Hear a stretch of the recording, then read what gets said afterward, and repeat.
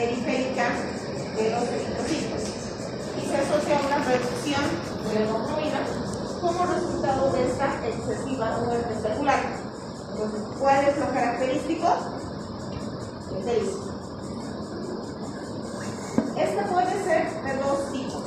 Puede ser una producida por anticuerpos y otra que generalmente es aguda y la que está producida por una causa externa. Generalmente estas son de origen inmunológico y son de larga data, actual. Entonces, ¿qué es lo característico aquí? La ictericia y la esplenomegalia. Una de las patologías más frecuentes de origen hereditario que como que se complica con una anemia hemolítica generalmente son las fallas genéticas.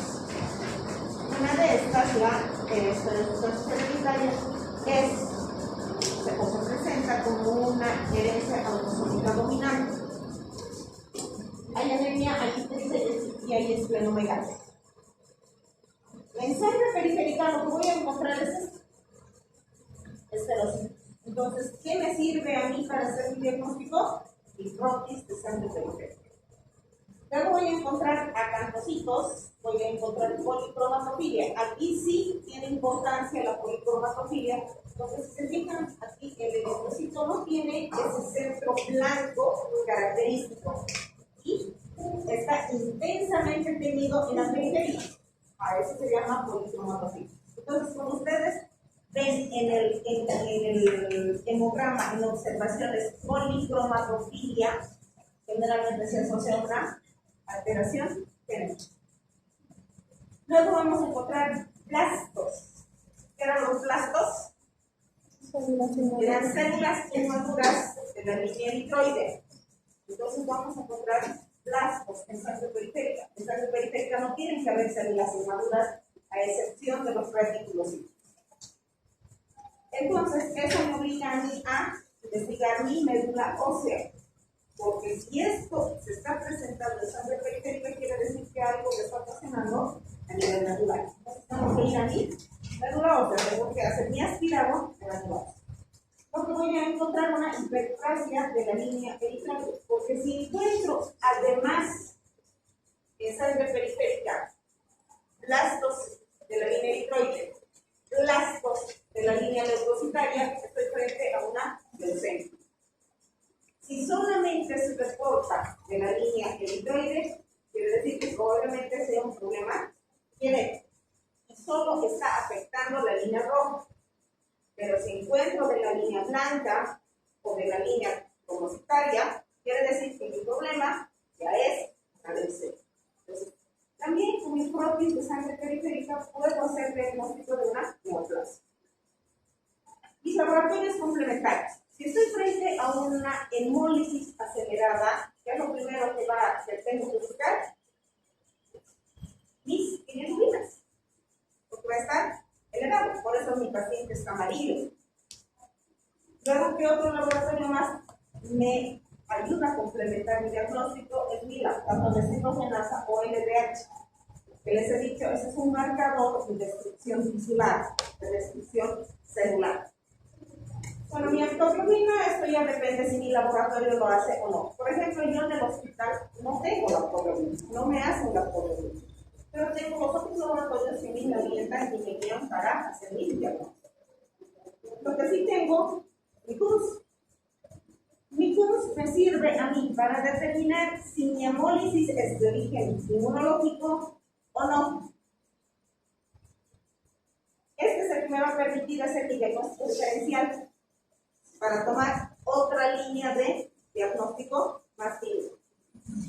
Test de fragilidad osmótica sí se hace eventualmente cuando mis otros laboratorios no salen como yo espero. Es decir, que mi bilirrubina está ligeramente elevada, mi LDH esté ligeramente elevada o esté normal, o mi CURS salga activo. Eso no me orienta o no me determina el tipo de hemólisis que está pasando con el paciente. Por lo tanto, voy a pedir fragilidad osmótica, porque puede ser que esta hemólisis o esta ruptura celular o destrucción celular cerebral que el eritrocito es frágil. Y obviamente se esté autodestruyendo.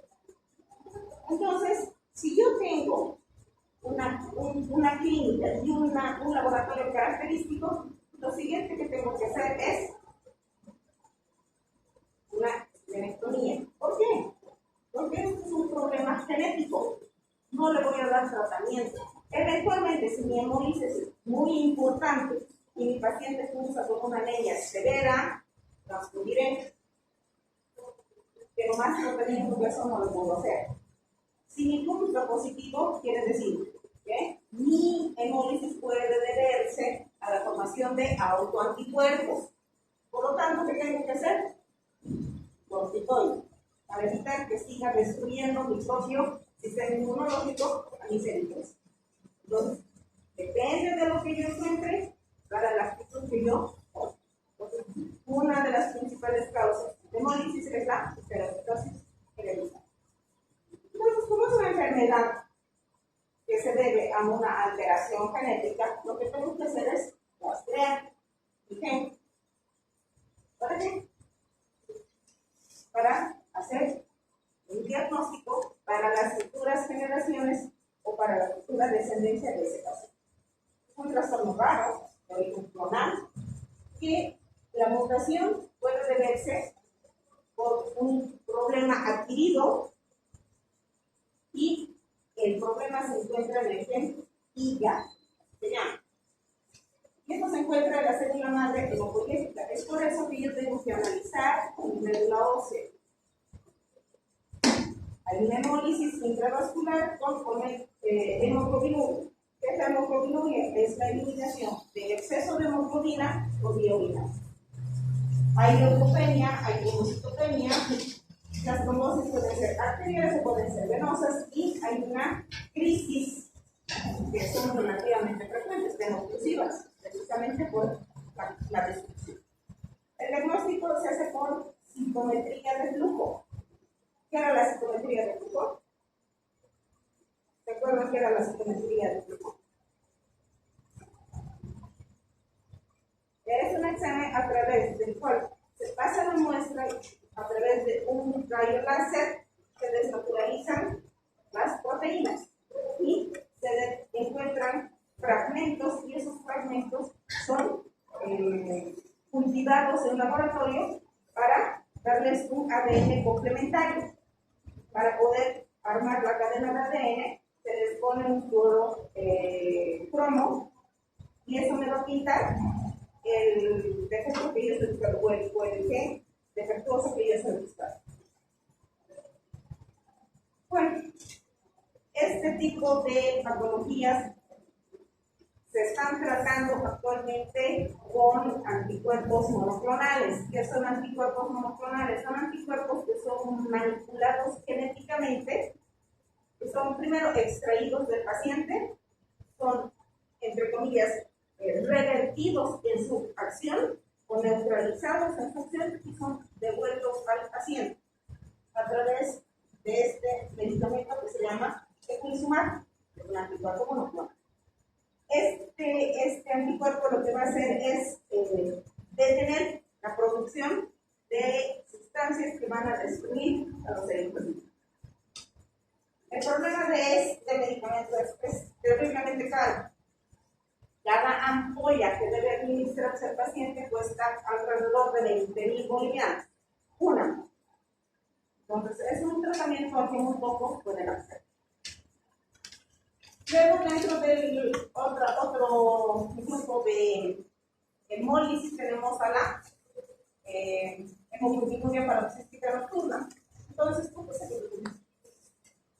Bueno, hay síntomas comunes y estos síntomas son propios de lo que implica una destrucción eritrocitaria, principalmente por la noche, por eso se llama hemoglobinuria.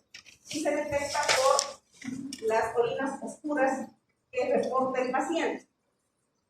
Esta hemoglobinuria paroxística nocturna, por lo general, es un problema adquirido, no es genético. Esta parte más la van a ver en profundidad en la parte de patología renal. ¿Cuáles son los síntomas más importantes?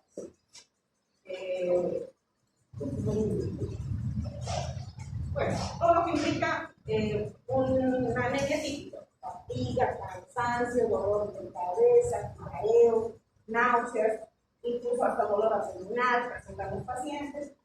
Y pues lo que nosotros tenemos que hacer, sobre todo por la noche, la sintomatología es más por la noche. En el día el paciente está tranquilo, y en la noche incluso tiene que incorporarse, sentarse para poder respirar, porque la destrucción acelerada es por la noche. El diagnóstico es por orina, determinar la hemoglobinuria a través de una recopilación. Hoy día a las 8 de la mañana comienzo a hacer orina de mi paciente y guardo la orina. Y mañana a las 8 de la mañana recién mando al laboratorio. Es una orina de 24 horas que se hace el tamizaje. Recolección, la recolección de la orina para hacer el diagnóstico. La anemia hemolítica inducida por fármacos, esa es nuestra culpa, porque nosotros administramos medicamentos cuando no debemos. ¿Y qué es lo que sucede? Por eso aquí era importante que ustedes sepan lo de los receptores de superficie. Todos los eritrocitos tienen receptores de superficie, y estos receptores de superficie son presentadores de antígenos. Entonces, el medicamento lo que hace es buscar su complemento en el eritrocito. Ingresa y lo destruye. Y algunos antibióticos son realmente inductores de hemólisis importantes. Uno de ellos, gracias a Dios, ya no se utiliza mucho, es el cloranfenicol. Pero existen otros medicamentos que van a generar anticuerpos. Por ejemplo, la alfa-metildopa. ¿Para qué se utiliza la alfa-metildopa?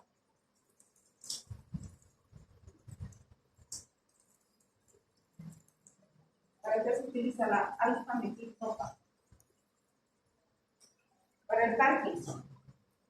Entonces, los pacientes con Parkinson sí pueden generar una anemia hemolítica a larga edad. Tenemos al ibuprofeno, que se utiliza mucho en pediatría. En muchos países ya está descontinuado el ibuprofeno. Aquí lo utilizamos como primera línea de tratamiento. La identoína, o la identina, que es un anticonvulsivante. Luego tenemos por absorción, es decir, el fármaco chupa el medicamento y va a generar un complejo fármaco-membrana y va a inducir a la formación de anticuerpos. Se va, junto con la membrana, va a generar un complejo, y ese va a generar la formación del anticuerpo. Las penicilinas generan eso. Por eso, cuando ustedes prescriben un medicamento, un antibiótico, tienen 3 días para hacerle el control al paciente. Si su paciente va a generar anticuerpos, va a hacer la alergia, muchas veces en los primeros 15 minutos.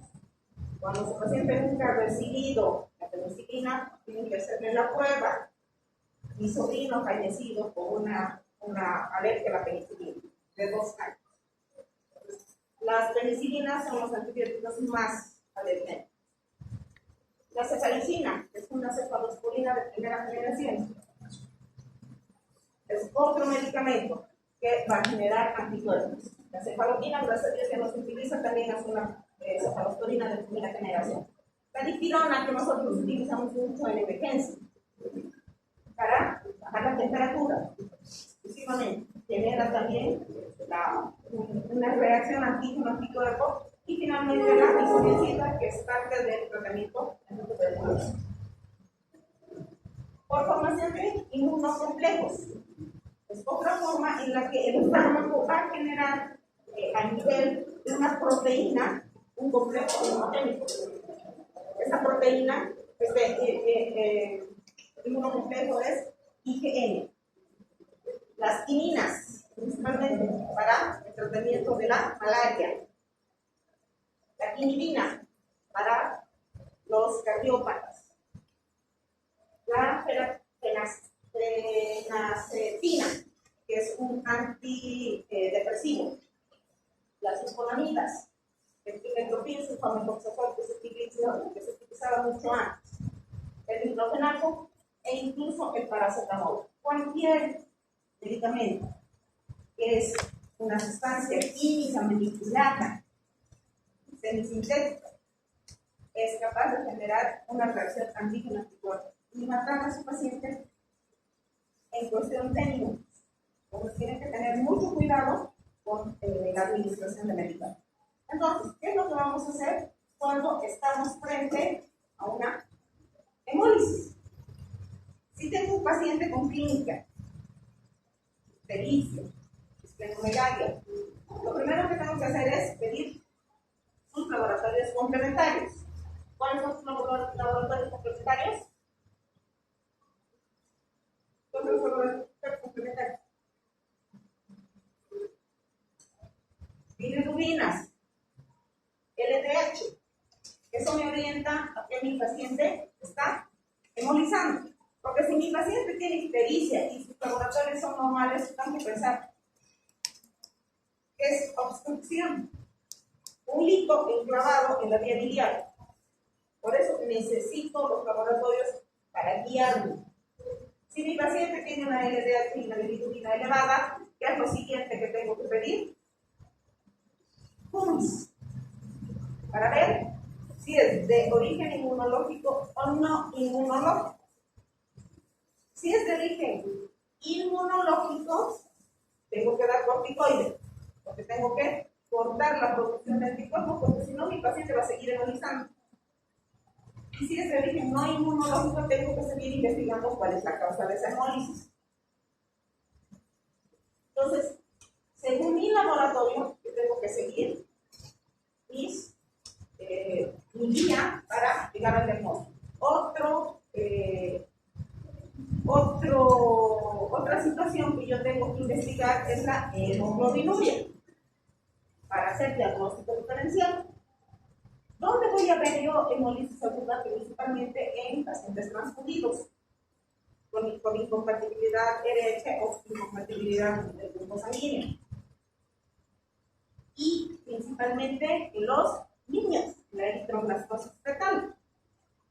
Pero cuando un paciente relativamente joven viene a la consulta ictérico, tengo que indagar principalmente sobre su administración de medicamentos tóxicos con los que esté en contacto. Entonces, yo tengo que guiar mi diagnóstico sobre lo que encuentro y lo que investigo. Por eso es importante una buena anamnesis y un buen examen clínico. El diagnóstico lo va a hacer el laboratorio. Entonces, tienen que seguir según vayan encontrando en su laboratorio o en sus exámenes complementarios. Tratamiento de las anemias hemolíticas. Terapia específica según la entidad. O sea, tengo que determinar qué me está ocasionando la hemólisis. Si no determino qué me está ocasionando, no le pongo un alto, el paciente va a seguir hemolizando. Las medidas generales. Si está en una crisis hemolítica aguda, quiere decir que mi paciente está delicado. Entonces, ¿qué tengo que hacer? Evitar que mi paciente entre en shock. Porque si está destruyendo ávidamente sus eritrocitos, me va a limitar la oxigenación a los órganos principales: cerebro, corazón, riñones. Entonces, tengo que estabilizar a mi paciente. ¿Cómo voy a estabilizar a mi paciente? Entonces, no hay donde perderse. Tengo que hacer un balance de líquido. Primero tengo que darle a vida. ¿Por qué? Tiene que circular la mayor cantidad de líquido a nivel del sistema circulatorio. Porque donde no hay oxigenación, hay necrosis. Entonces pierdo pedido cuando no hay oxigenación. Eso, principalmente para mí, riñón. Mi paciente entra en falla renal y el paciente se luego tengo que ver cuánto debo yo transfundir para ese paciente. Si mi paciente tiene 3 de hemoglobina y está tranquilo, no transfundo, no hay necesidad. Pero si mi paciente tiene 8 de hemoglobina y está clínicamente comprometido, le tengo que transfundir. Y si yo transfundo una unidad y estabilizo a mi paciente, es todo lo que tengo que hacer. Hasta llegar al diagnóstico principal.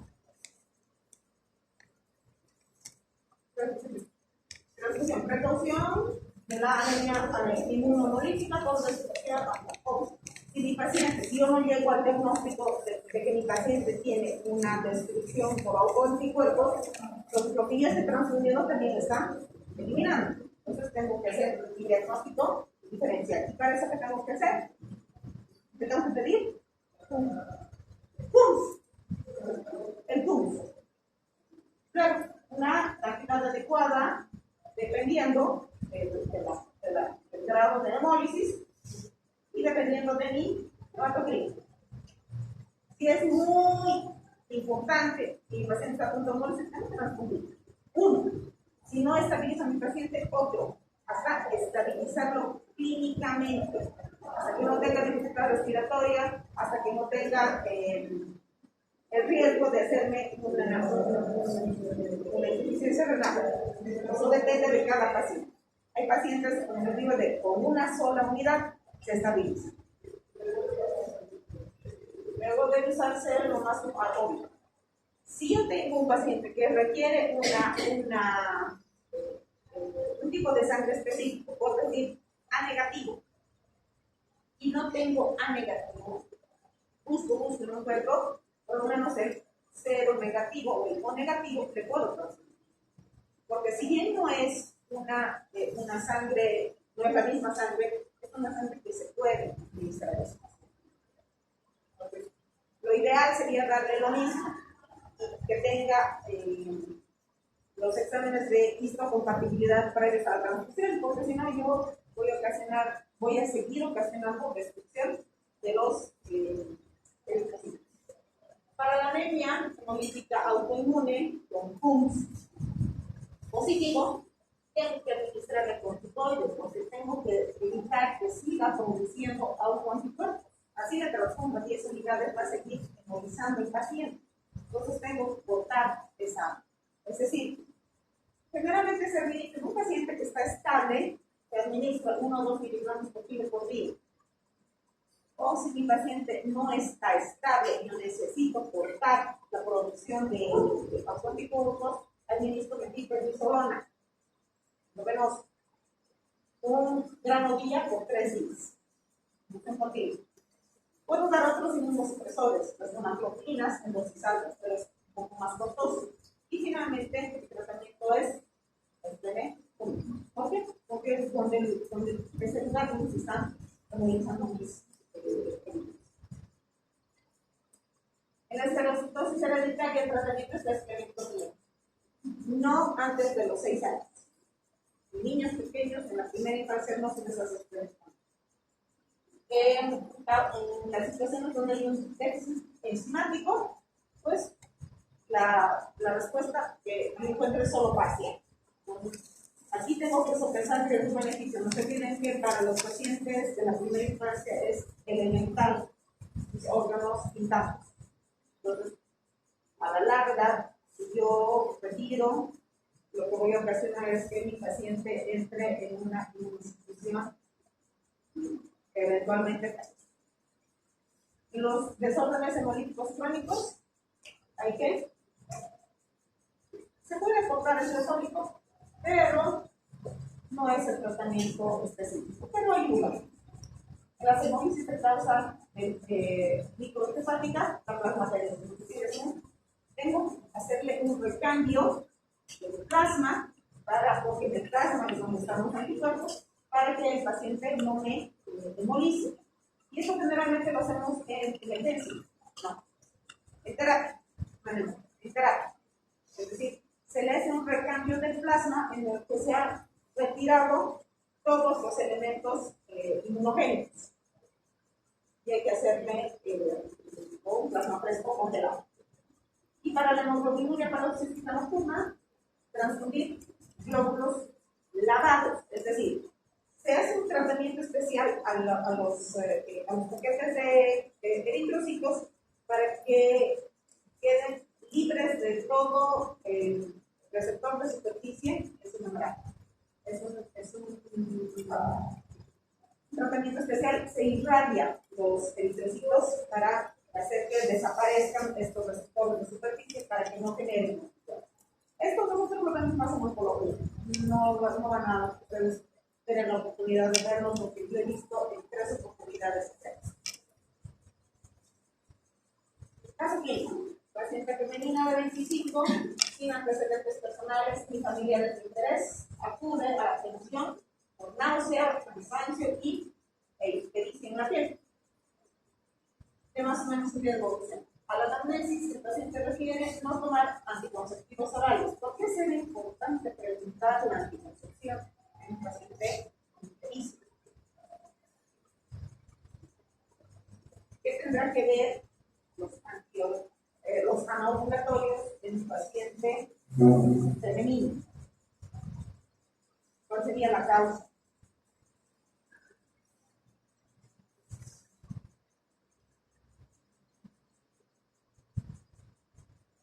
¿Por qué sería importante?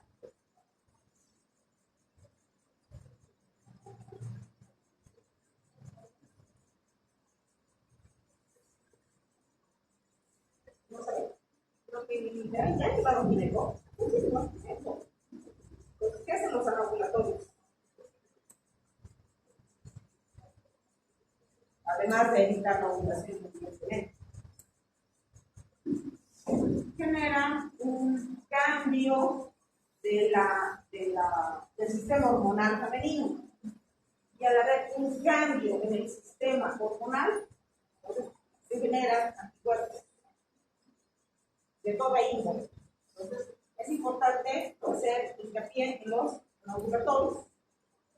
Luego dicen no haber realizado viajes recientes. ¿Por qué? ¿Por qué sería importante preguntarle al paciente si ha viajado o no ha viajado al trópico, por ejemplo?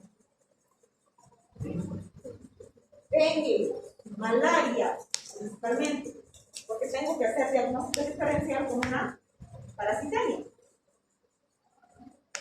No viajes recientes, no practicar deportes de riesgo, estar vacunada y no ser consumidora habitual de alcohol, no ingesta de fármacos días previos. Entonces, yo tengo que indagar cosas que a mí me puedan hacer sospechar de que mi paciente está histérico por alguna razón, está embolizando por alguna razón. Los pacientes, las personas que hacen deportes extremos, ¿no? Por el estrés que llevan, embolizan.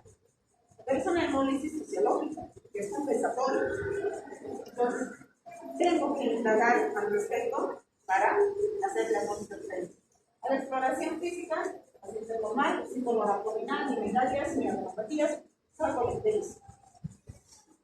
Se solicita la analítica del descarte. Una hemoglobina de 2,2, una hemoglobina 36, una hemoglobina 32, coagulación normal, química sanguínea, creatinina 0,7, proteínas totales 8, bilirrubina 8,4 miligramos.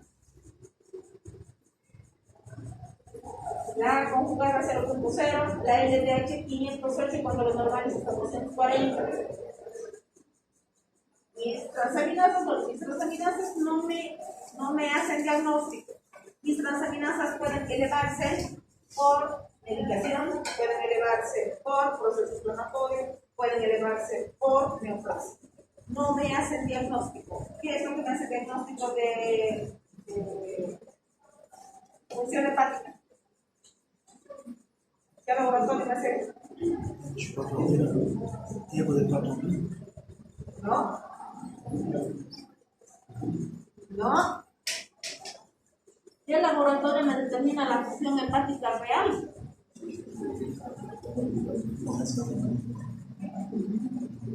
¿Qué laboratorio es vivo?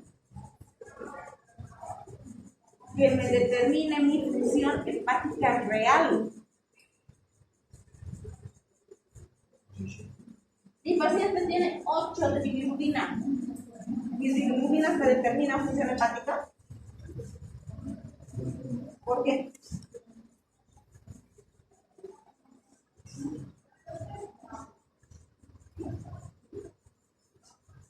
Si el laboratorio me determina mi función hepática real.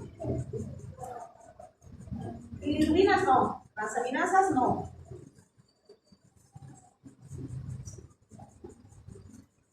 Tiempo de protrombina. ¿Por qué? ¿Por qué? ¿Por qué? ¿Por qué? ¿Por qué mi tiempo de protrombina me determina mi función hepática real?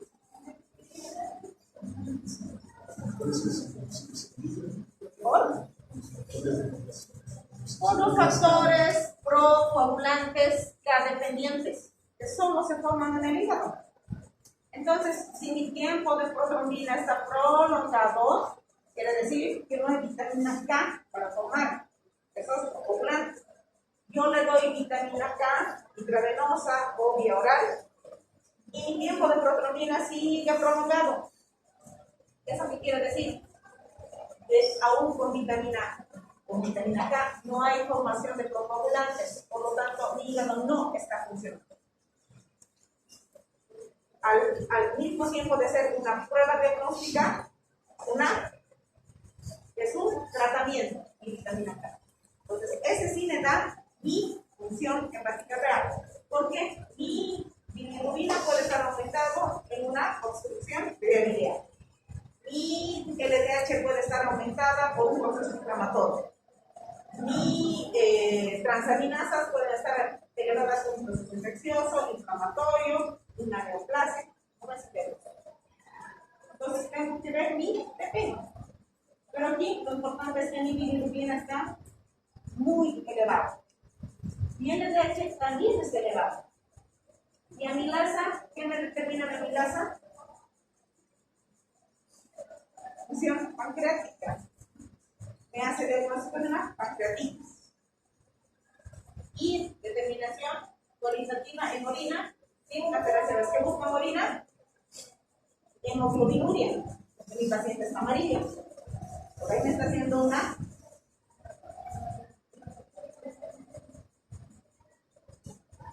ejemplo, hemoglobinuria paroxística nocturna. Entonces tengo que pedir orina. Se realiza una convertida abdominal normal. Al día siguiente presenta astenia, fiebre de 38, ictericia mucho más llamativa y además hay coluria. ¿Qué era la coluria?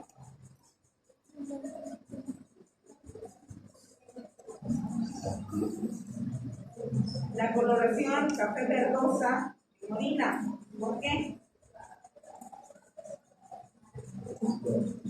¿Por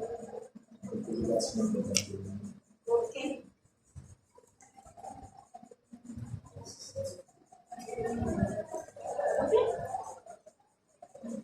Porque hay un proceso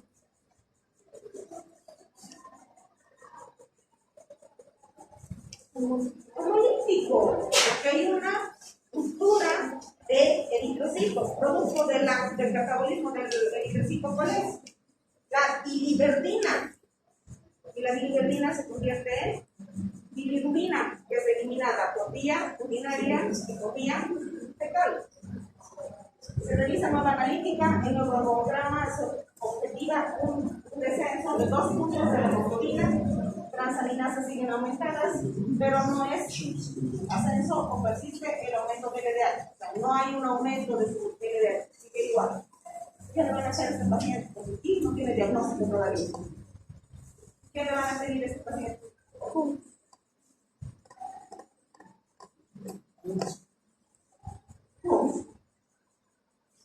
¿Qué esperan encontrar en su punto?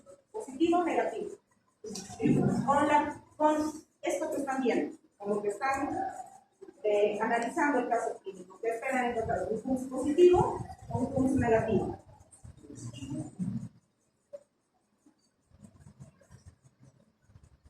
Reticulocitos, 113.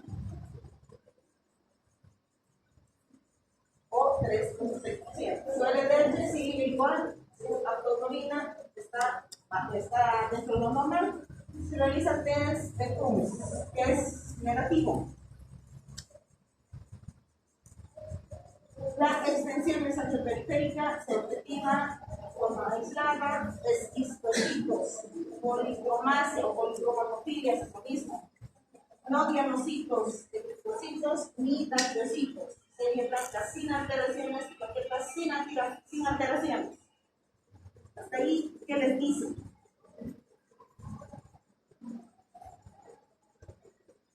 Porque lo que están haciendo es analizar un laboratorio.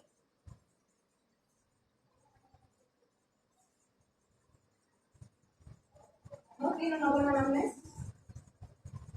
¿Qué le falta a este paciente? 2 días antes, al inicio de la ictericia, se llevó al trabajo para comer habas frescas como único plato. Se solicita analítica específica, en el que se detecta una baja de la glucosa 6-fosfato deshidrogenasa.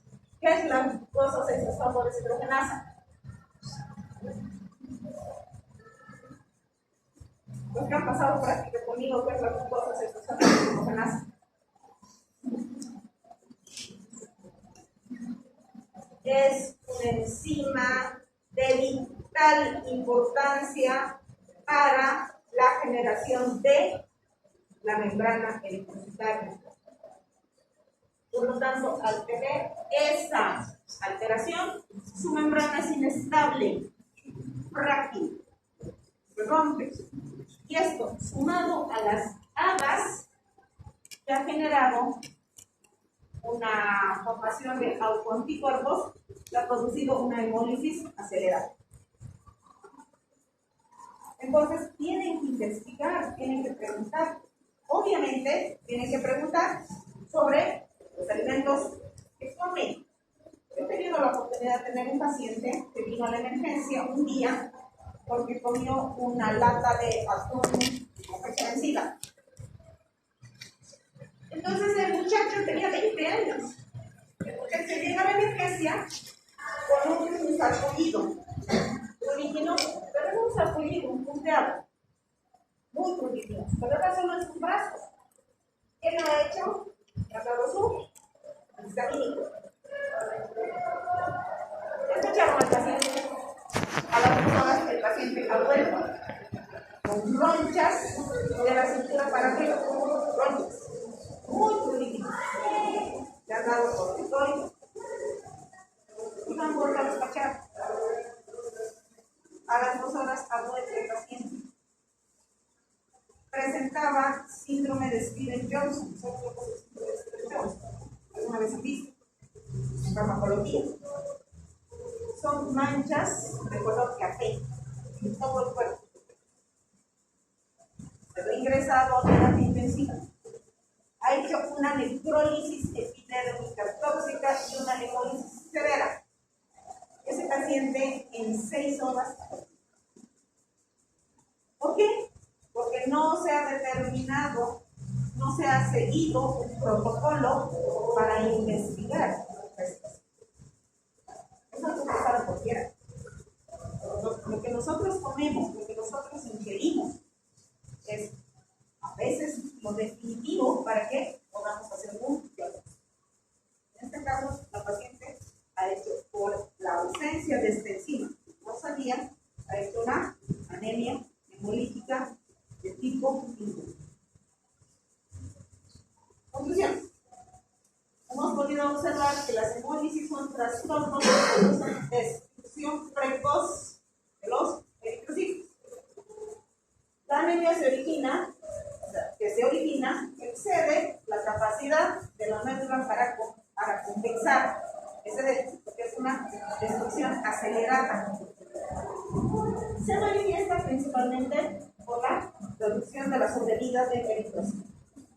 Hay que conocer la etiología, el cuadro clínico y las complicaciones, porque son de vital importancia para salvarle la vida al paciente, para hacer un diagnóstico temprano y de esta manera tomar las terapéuticas específicas y prevenir las complicaciones. En este caso, el paciente ha muerto porque ha hecho una reacción acelerada, una hemólisis acelerada a causa de un alimento pasado. El estudio de Protis es fundamental para el diagnóstico de diferentes tipos de anemias hemolíticas. Si yo encuentro esterocitos frente a una esterocitosis hereditaria, si yo encuentro eritrocitos, estoy frente a una eritrocitosis hereditaria, son alteraciones genéticas. Si yo tengo bacteriocitos, tengo espinocitos, tengo células diana, ¿qué tengo que pensar? Que tengo una célula viva. En este caso, el paciente tenía una hemólisis periférica, no medular, periférica. Entonces, ustedes tienen que hacer diagnóstico diferencial. El diagnóstico de las anemias hemolíticas es primordial debido a la gravedad y hay que hacer seguimiento estrecho en estos pacientes. Porque las más de las veces estos pacientes fallecen. Hasta aquí preguntas sobre anemias hemolíticas.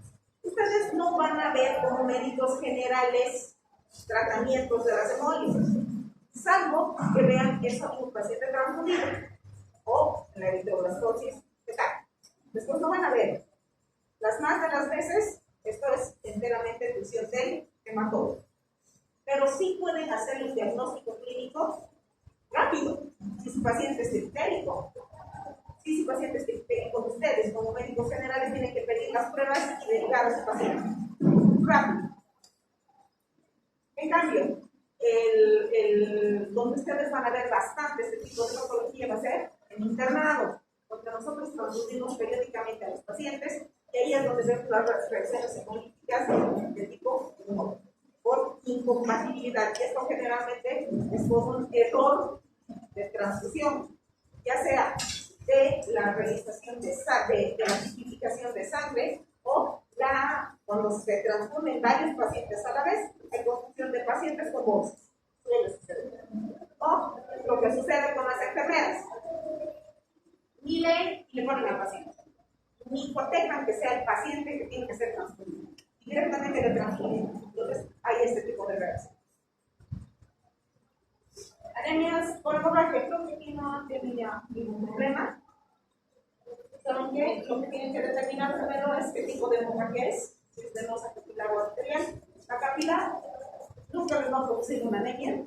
La venosa cuando haya lesionado un vaso, digamos, importante, pero sí la arterial les va a ocasionar problemas eventualmente. Sobre todo, esto van a ver en pacientes politraumatizados. Tienen que ver si es hemorragia aguda o es crónica. Si es hemorragia aguda, ustedes ven el sangrado. Y lo que tienen que hacer es evitar que siga sangrando. Y en la crónica generalmente son de tipo gastrointestinal o genitourinarios que no se ven, que son micro y han terminado.